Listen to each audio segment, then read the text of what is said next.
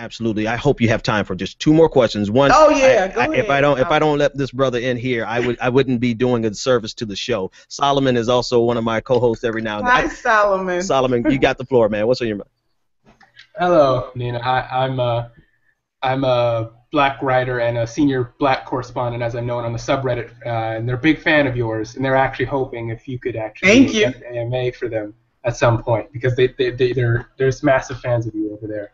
But my question is about the racial economic portion of Bernie's campaign, because there were signs that he was going to have problems with African American voters purely based on recognition, on not suspicion, but just with anyone new for such a high office.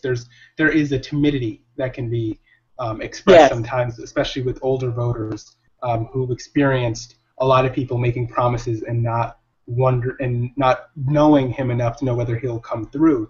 But particularly in terms of what black activists are talking about, is they're feeling that Bernie's economic plan is too race neutral. Do you know of any plans that Bernie, I don't know if they have any plan to address this issue further down the race?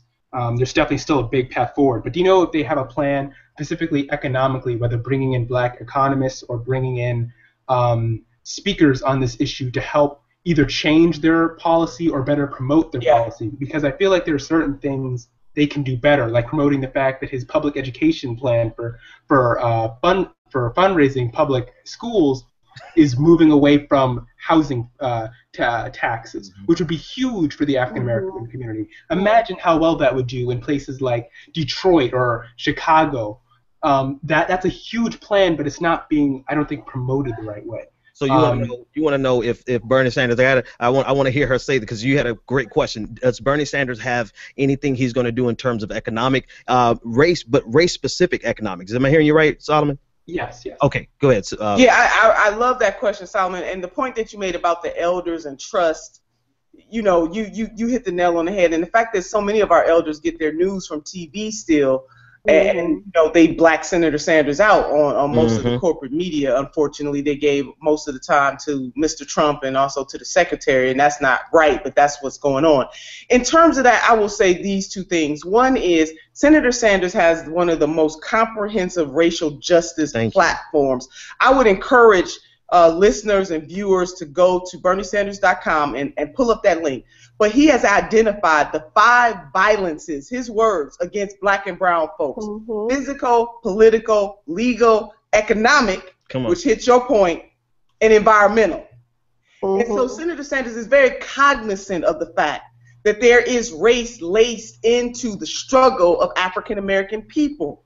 He gets it. Yeah. And he also gets that. And so in conversations, Dr. Eddie Gall, again, I'm going to throw out his name, has been very helpful in helping to kind of try to tease some of that out. So the short answer is yes, the senator will be listening to more African-American intellectuals and economists on this. He is cognizant of all of this, and I would just encourage people to go and look at his racial justice plan.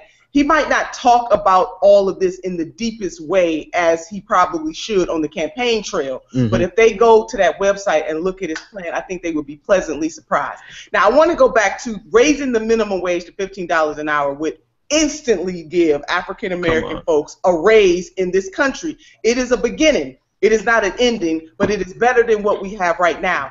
Free public colleges or universities as an investment would automatically bring relief to our black and brown sisters in this country. So although he might not be explicitly saying at all times about black economics, he gets it. Yeah. He gets it. Because I'm Benjamin, I know you're trying to get another question in, but can I say, take your time. I was at Cleveland State University when he came to Cleveland for the first time about 4 months ago.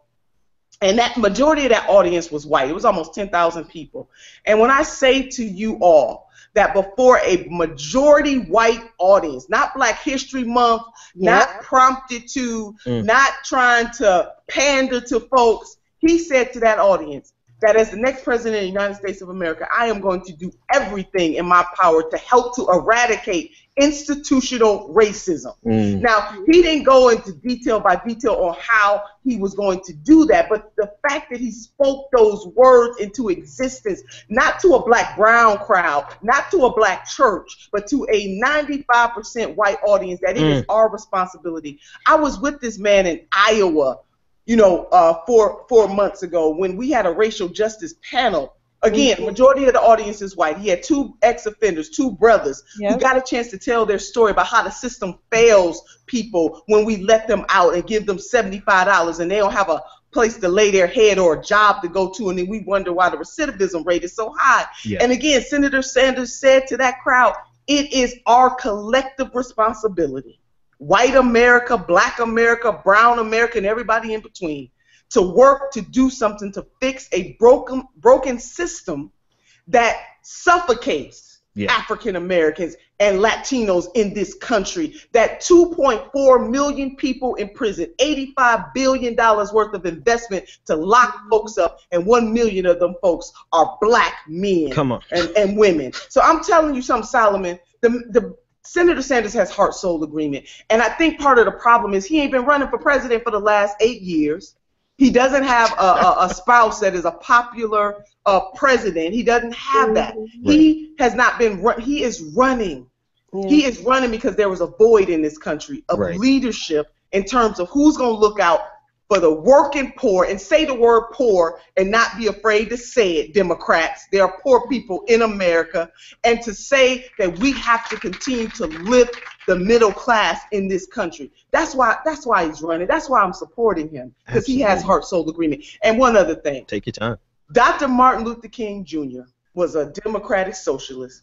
And he said the following. He said, we have socialism for the wealthy and rugged individualism for the poor. And it's time out for that. And so Senator Sanders is the type of leader that we need for this time, because he is boldly saying billionaires, millionaires, and billionaires are not going to have it all. They just not.